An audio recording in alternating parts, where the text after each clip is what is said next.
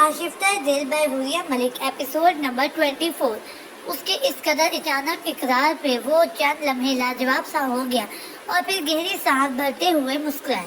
इतनी बड़ी खुशखबरी देने के बाद शुक्रिया अदा कर सकता हूँ। उसकी तरफ कदरे झुकते हुए वो मानी से लहजे में गोया हुआ तो उसके खूबसूरत चेहरे पे जहर खून तासुर फैल गया। ये रिश्ता तुम्हारी घटिया ख्वाहिशात की तकमील के लिए नहीं जोड़ रही, बल्कि तुम्हारी जिंदगी को जहन्नुम बनाना चाहती हूँ। उसका पुरसुकून अंदाज उसे आग लगा रहा था और वो बेरहम जिस कदर हो सकता था सफाक अल्फाज का इस्तेमाल करते हुए उसका चेहरे का यही सुकून छीनना चाहती थी।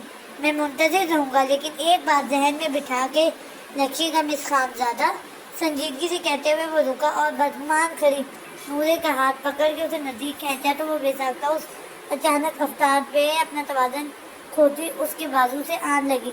मैं अपनी ख्वाहिशात की तकमील के लिए किसी भी इंतज़ार का कायल नहीं, सर्द लहजे में बोलता वो उसके बालों को होले से छू के उसे परे धकेलते से कब्ल ही उससे दूर हटा। ये शायद तुम्हारी आखिरी ख्वाहिश थी जिसे तुमने इतने धड़ल्ले से पूरा किया है। वो उसके लफ्ज़ पे झुलसती नफरत से बुराई तो दरवाजे की जानिब बढ़ता हमास जैसे उसकी बचकाना बात पे मुस्कुरा उठा। उसका जवाब कल निकाह के बाद दूंगा, मुतबस्सम लहजे में बोल के वो दरवाजे के पास पहुंचा। उससे पहले कि वो दरवाज़ा खोलता बाहर से किसी ने दरवाज़ा एक झटके से खोला तो वो ठुठक गया, जबकि दरवाजे के पार खड़ा ईमान रात के इस पहर उसे नूरे के कमरे में देख के शजर सा रह गया। और फिर जब उसकी निगाह कमरे की वस्त में खड़ी नूरे के नम चेहरे और ढलकी पूरी चादर पे पड़ी तो उसकी आंखों में गुस्सा बिलगोरे लेने लगा। तू इस वक्त नूरे के कमरे में क्या कर रहा है? ईमान के लहजे के सर पर ने हमास और नूरे दोनों को चमका दिया था, लेकिन नूरे अगले ही पल सर झटकते हुए वैसे मिरर के सामने पड़े स्टूल पे बैठ चुकी थी। वो तो ईमान से वैसे ही नाराज थी। ऐसे में हमास का इस तरह से ईमान के सामने उसके कमरे से निकलना उसे पुरसुकून कर रहा था, क्योंकि वो उन दोनों से ही अपनी अज़ियतों का बदला लेना चाहती थी। निकाह की डेट फाइनल करने आया था। हमास के जवाब पे ईमान ने बमुश्किल अपने उल्टे हाथ को कंट्रोल किया और एक साथ निगाह उसके मुस्कुराते चेहरे पर डाली। निकाह की डेट नीचे आवाज़ ध्यान से फाइनल करो। यहाँ इस पहर तुम क्या कर रहे हो? उसे जैसे इस पहर का उसका नूरे के कमरे में सबकी लाइल्मी में आना बहुत खटक रहा था। निकाह के जोड़े का कलर सिलेक्ट करवाने आया था। हमास की डिजाइन उरूज पे थी जिसमें जब्त होते ईमान ने अपने दाएं हाथ का मुक्का उसके जबड़े पर रसीद किया तो उस अचानक कमरे पे अपने फ़ोन पे मसरूफ नूरे ने ठुठक के उनकी तरफ देखा जो उसकी कमरे की दरवाजे के बीचों बीच खड़े एक दूसरे को खा जाने वाली निगाहों से देख रहे थे। होने वाले बहनोई की यूं इज्जत नहीं की जाती। ईमान खानज़ादा अपने गाल को सहलाते हुए उसने भी जवाबन उसके रुखसार पे मुक्का जड़ा तो अब की बार वो खुद पर काबू ना रख सकी कि क्या जंगलीपन शुरू किया हुआ है। निकले मेरे कमरे से आप दोनों। वो एकदम से चीखी तो खुले दरवाजे से निकलते शोर की बात सुन के बहुत से अफराद तेजी से वहाँ आन पहुँचे। आप वापस जाए नूरे, हमास ने बिना उसे देखे सर लहजे में कहा तो ईमान ने नागवारी से उसे देखा। तुम्हारे हुक्म की पाबंद नहीं है मेरी बहन। वो तलखी से गोया हुआ तो ताबिंदा बेगम ने परेशानी से उसे देखा जो दोस्ती बुलाए उसे यूँ देख रहा था जैसे जिंदा दिलगुल कर देगा। कुछ देर कबल मंजूरी दे चुकी है ये मेरी पाबंद होने की। इसकी नागवारी और वहाँ मौजूद काबिल बाकी अफराद की मौजूदगी को खतरे में लाए बगैर वो कमीनगी से गोया हुआ तो ईमान भूखे शेर की मानंद उस पर झपटा और उसका गिरेबान अपने हाथों में जो दबोचा। अपनी बकवास बंद करो वरना मैं फरामोश कर दूंगा कि तुम मेरा दोस्त है, उसने घुराते हुए कहा तो सब बेसाख्ता उसे हमास से परे करने को उसकी जानिब जबकि ईमान के इस गैर मुतवक्को रवैये पे नूरे भी कदरे परेशान हो गई थी। कॉलर छोड़, उसकी बात पे के जवाब में हमास से सर लहजे में कहा तो उसके लहजे की काट पे ईमान की मिन्नत करती ताबिंदा बेगम और अहद ने चौंक के उसके जानिब देखा, लेकिन ईमान बिना असर लिए उसके कॉलर को यूँ जकड़े उसकी आंखों में देखता फिर से बुलाया, मेरी बहन के कमरे से निकल। और आज के बाद मेरी बहन की उसकी तयशुदा अल्फाज उसके होंठों में ही थे जब वो अपना जब्त होता उसके सीने पे दोनों हाथ जमाता उसे खुद से परे धकेलता। अब उसके मुंह पे ताबड़तोड़ मुक्के बरसा रहा था। हमास ईमान बहुत सारी चीज़ें यकलुक बुलंद हो रही थी, लेकिन वो उन चीखों से बेनियाद एक दूसरे से गुत्था ہو چکے تھے۔ Stop it! ایک دم سے نورے کی چلاتی آواز میں دونوں یکلک رک گئے اور ایک ساتھ اس کی طرف دیکھا۔ جو کچھ تم چاہتے تھے وہ کل ہو جائے گا، اس لیے مزید تماشا مت بناؤ اور جاؤ یہاں سے، وہ بے لچک اور تلخ لہجے میں بولتی ہوئی وہاں موجود سبھی افراد کی کو شیڈر کر گئی تھی، ماں سوائے حماس کے۔ تم پاگل ہو چکی ہو نورے! تم ایک ناپسندیدہ شخص کے ساتھ کیسے زندگی گزار سکتی ہو؟ اپنے ہونٹوں کے کناروں سے نکلتے خون کو ہاتھ کی پوچھ سے صاف کرتا ایمان سرد لہجے میں گویا ہوا تو اس کے چہرے پہ استہزائیہ سی مسکان پھیل گئی۔ یہ ناپسندیدہ شخص آپ کا دوست ہے لالا؟ اس کے لہجے میں چبھتی کاٹ کسی سے بھی پوشیدہ نہیں تھی، لیکن میں اس دوستی کے باوجود بھی تمہیں اس بات کی اجازت نہیں دوں گا۔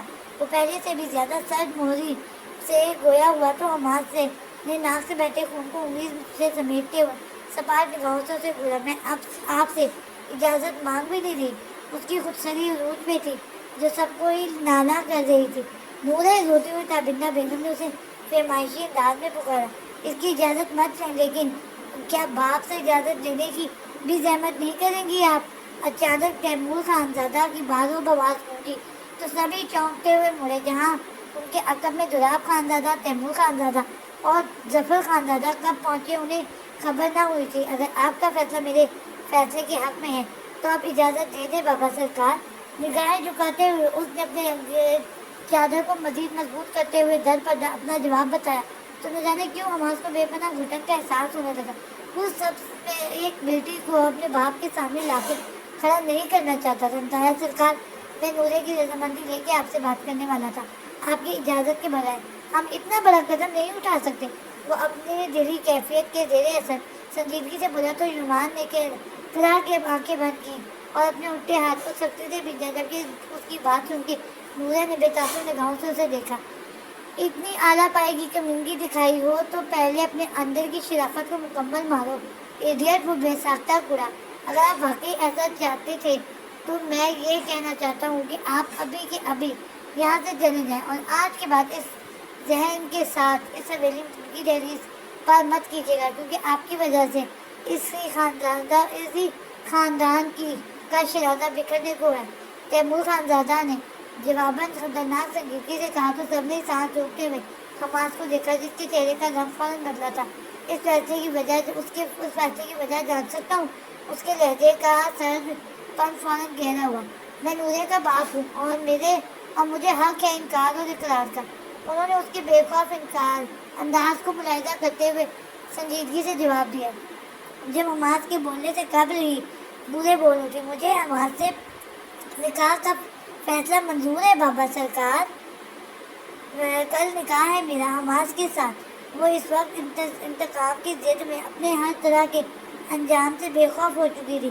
یہ مت بھولو نورے خانزادہ کہ کچھ دن پہلے تمہارے کہیں پہ میں نے اسی حماس کی حویلی کی دہلیز پار کرنے کے جرم میں گولی ماری تھی، اور اگر اب تم نے یوں اس کے ساتھ نکاح کیا تو میں اس حویلی کے دروازے تم پہ بھی بند کر دوں گا۔ اب کے ضبط کی تنابیں چھوٹے آغا جان نے غیظ و غضب کا شکار ہوتے باروب لہجے میں کہا تو وہاں موجود سبھی نفوس کو اپنے سروں پہ حویلی کی چھت گرتی محسوس ہوئی۔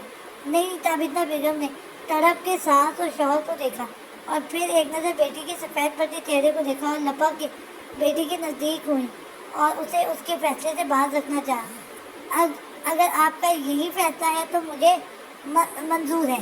اس کے سرخ ہونٹوں سے لفظ ٹوٹ ٹوٹ کے نکلے تو یمان اور حماس دونوں نے بیک وقت اس کی جانب بے چینی سے دیکھا۔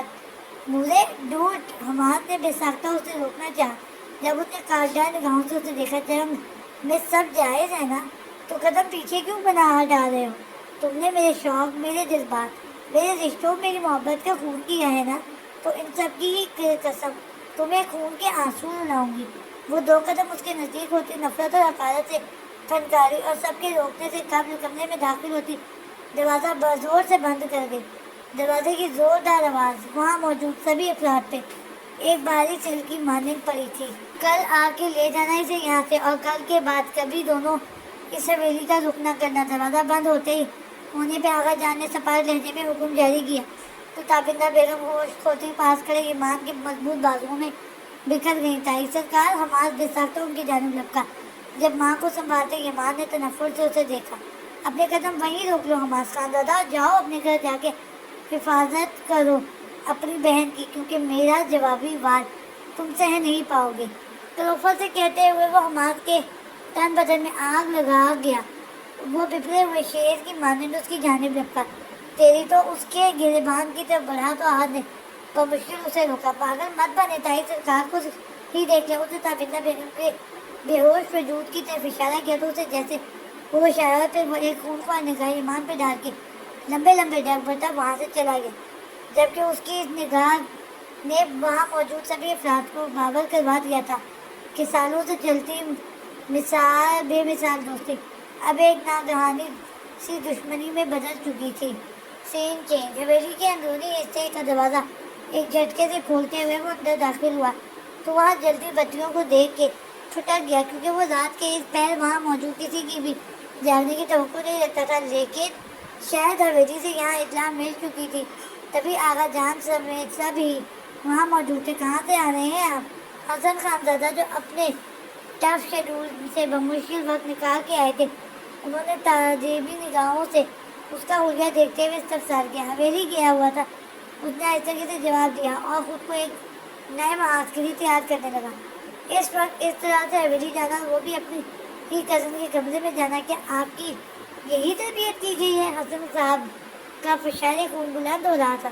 بہت کچھ ایسا کر جانا پڑتا ہے جو ہمیں زیب نہیں دیتا، اس نے نپے تلے انداز میں جواب دیا تو آغا جان اپنی جگہ سے اٹھے۔ حماس خان زادہ، آپ کی حرکت کی وجہ سے میرا بھائی، آپ کی ماں کا میکا اور آپ کا ننیال چھوٹ رہا ہے، اس بات کا اندازہ ہے آپ کو؟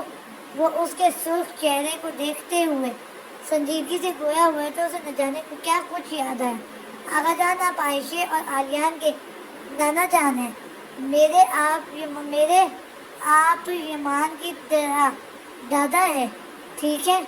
8 سالہ حماس نے دولاب خان زادہ کا ہاتھ تھامتے ہوئے مان سے کہا، کیونکہ اسے جب کہا گیا تھا کہ دولاب خان اس کے دادا نہیں نانا ہے تو تب سے اس نے کہا تھا کہ میں ان کا نواسا ہی نہیں پوتا بھی ہوں، کیونکہ یمان اور حماس الگ نہیں ہیں۔ تب سے اب تک وہ دولاب خان زادہ اور دلاور خان زادہ دونوں کا پوتا کہلوانا پسند کرتا تھا۔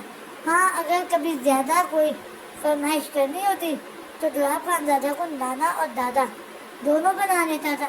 اسے اس لمحے بہت بری طرح سے گزرے وقت میں آکٹوپس کی طرح جکڑا تو اسے بے ساختہ آکسیجن کی کمی محسوس ہوئی۔ آئی ایم سوری، لیکن میں نورے سے دستبردار نہیں ہو سکتا۔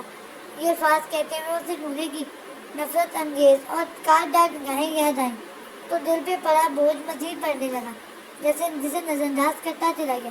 میں معذرت خواہ ہوں ماں بیگم، لیکن میں خود غرض ہو گیا ہوں۔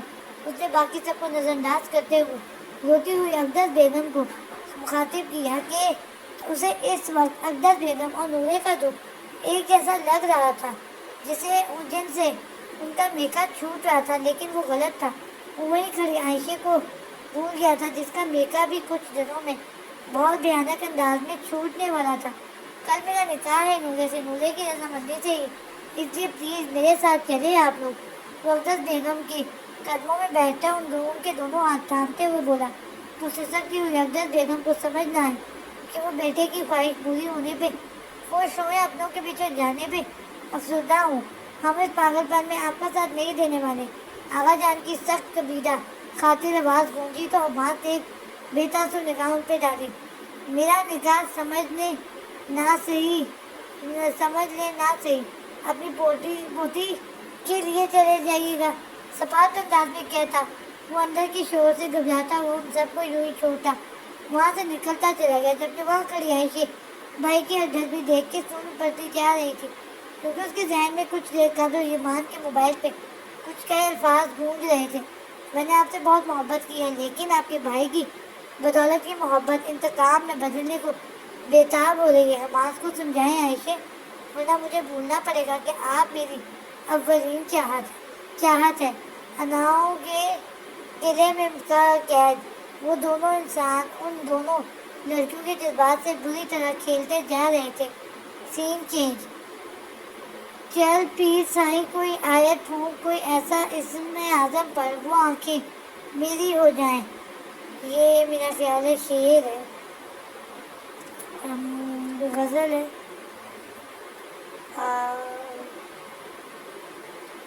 جی اگلے دن کا سورج جہاں بہت سے افراد کے لیے نئی امنگیں لے کے بیدار ہوا تھا، وہیں وہ بڑی حویلی اور لال حویلی والوں کے لیے آنے والے وقت کا ایک انہونا سا پیغام لے کے آیا تھا۔ اپنے کمرے میں موجود نورے نے بیڈ پہ پڑے باکس کو ناگواری سے دیکھا، جس میں بڑا آف وائٹ رنگ کا برائڈل فراک اور میچنگ جویلری اس کے تن بدن میں آگ لگا گئی تھی۔ اس نے بے دردی کی آخری حدوں کو چھوٹے ہوئے وہ باکس ملازمہ کو بلا کے پیش قیمت جویلری سمیت اس کے حوالے کیا اور خود سپار چہرے کے ساتھ اپنی وارڈروب کے سامنے کھڑی ہو گئی۔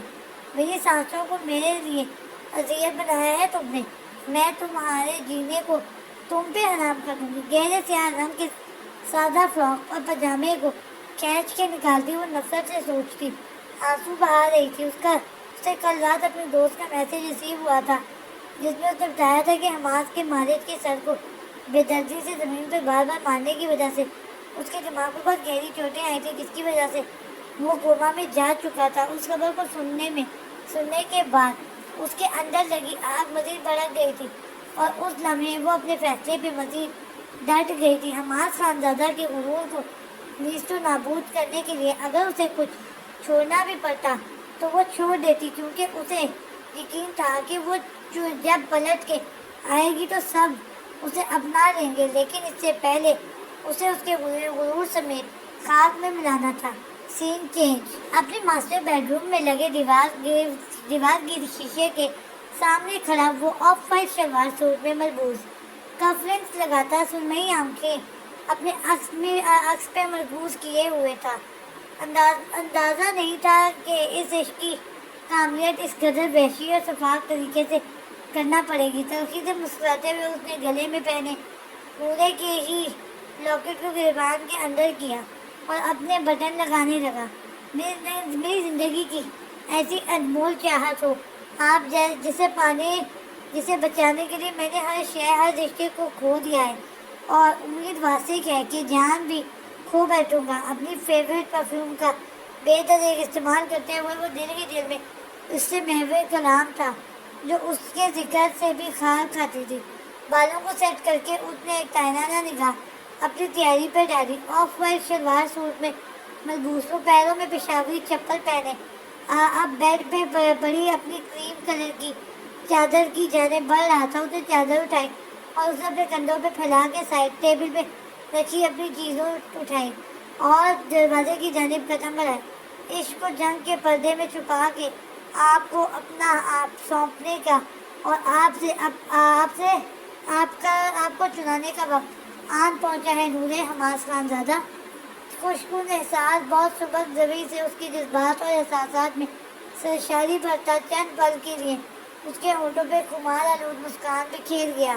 سین چینج۔ وہ سب ہال میں بیٹھے ہوئے خاموشی سے نورے کے آنے کا انتظار کر رہے تھے۔ چند لمحے قبل ہی بڑی حویلی سے حماس خانزادہ اپنے وعدے کے مطابق ایک مختصر سی بارات لے کے لال حویلی کی دہلیز پہ آن پہنچا تھا۔ لال حویلی کے سبھی افراد کے چہرے بتا رہے تھے کہ اگر ان کے ہاتھ ان کی لاڈلی کی ضد نہ باندھتی تو جو لحاظ پہ ہر رشتہ بھول کے اسے گولی مار سکتے تھے، وہ یوں دھڑلے سے ایسی بن بلائی بارات لانے پہ اسے گولیوں سے چھلنی بھی کر سکتے تھے۔ لیکن حماس خانزادہ نے ثابت کیا تھا کہ وہ سب کی موجودگی میں خون کی ہولی کھیلنے کے باوجود اسے لے جائے گا، اور وہ واقعی لینے پہنچا تھا۔ یہ بارات کوئی خوشکن طریقے سے تو نہ آئی تھی، نہ ہی بلائی گئی تھی کہ ان کا سواگت کیا جاتا یا خاطر تواضع کی جاتی، لیکن زلیخا بیگم اور زہرا بی نے موقع کی نزاکت دیکھتے ہوئے ان کے سامنے ریفریشمنٹ کا سامان رکھا تھا۔ کسی نے بھی نظر اٹھا کے بھی نہ دیکھا تھا، اور پھر جان غسل لمحوں کے انتظار کے بعد وہ عائشہ شائنہ اور زلیخا بیگم کے ہمراہ آتی ہوئی دکھائی دی۔ سیاہ رنگ کے فراک میں ملبوس وہ سیاہ نیٹ کا ایک دوپٹہ سر پہ ٹکائے سیاہ شال جس کے بارڈر پہ گولڈن کام ہوا تھا، کندھے پہ رکھے ہوئے تاثر اور سادہ چہرے کے ساتھ چلتی ہوئی بنا کسی سے ملے سامنے صوفے پہ براجمان ہو گئی۔ اسے اپنی پسند کے برعکس سوٹ میں دیکھ کے برا لگنے کے باوجود نہ جانے کیوں اس کی آنکھوں میں ایک تبسم سا چھلکا جو سنگل صوفے پہ بیٹھے ایمان کو سلگا گیا۔ اس نے ایک درزیدہ نگاہ خود سے دانستن چبھتی عائشہ پہ ڈالی تو آنکھوں میں پراسرار چمک بڑھ گئی۔ نکاح شروع کیجیے مولوی صاحب۔ ظفر صاحب کے زندگی سے کہنے پہ ایک دفعہ نورے کا دل وہ سب کچھ چھوڑ کے یہاں سے کہیں دور بھاگ جائے، لیکن وہ ایسا نہ کر سکی۔ بس اپنی مٹھیوں کو زور سے بھینچتی اس لمحے کے لیے خود کو تیار کرنے لگی جو اس کی زندگی کا سب سے ناپسندیدہ لمحہ بن کے اس پہ اترا تھا۔ آغا جان کی اجازت پر مولوی صاحب نے نکاح پڑھوانا شروع کیا تو حویلی میں سوائے ان کی آواز کے ایک روح میں اترنے والی خاموشی چھا گئی۔ نکاح ہوتے ہی سب نے دعا کے لیے ہاتھ اٹھائے، ماں سوائے نورے کے جو بے تاثر چہرے کے ساتھ بیٹھی جیسے مٹی کا بے جان مجسمہ لگ رہی تھی جو ہاتھ لگانے سے ٹوٹ جائے گا۔ اس کی ایک ایک جنبش کو گہری نگاہوں سے دیکھتا حماس اس کے اس انداز پہ اچنبھے کا شکار ہوا تھا، لیکن اس سے قبل کہ وہ مزید غور کرتا تیمور صاحب کی سرد محض آواز نے سب کے ہی دلوں کو جیسے نوچ ڈالا تھا۔ نورے کی رخصتی کی تیاری کر رہے ہیں آپ لوگ؟ ایمان جاؤ چچی کی مدد سے نورے کا سامان لے کے آ جاؤ۔ ان کی بے لچک آواز پہ عورتوں کے آنسو بے لگام ہوئے، لیکن وہ تب بھی یوں ہی بیٹھی رہی۔ اور پھر جب اس کا بیگ لے کے ایمان نیچے آیا تو ابندہ بیگم اسے لگا کے پھوٹ پھوٹ کے رونے لگی۔ وہ تب بھی نہ ٹس سے مس ہوئی اور نہ ہی اس کے آنسو سے کوئی آنسو ٹپکا تھا۔ تیمور صاحب اور دولاب خانزادہ کے علاوہ حویلی کے سبھی افراد نے اسے افسردگی سے مل کے حویلی کی دہلیز تک چھوڑا تھا، جہاں سے آگے اس کا ہاتھ تھامتے ہوئے سو سو کرتی عائشہ نے اس حماس کے سیاہ پراڈو کی فرنٹ سیٹ پہ اسے بٹھایا۔ جس لمحے عائشہ نے نورے کو حماس کی گاڑی میں بٹھایا تھا، ٹھیک اسی لمحے نورے کو اغوا کرنے کے لیے بلال زبانی کے آدمیوں کی گاڑی بھی نکل پڑی تھی، کیونکہ حسن خانزادہ نے اپنے اصولوں پہ ڈٹے رہتے ہوئے ان کی باتیں ماننے سے انکار کر دیا تھا۔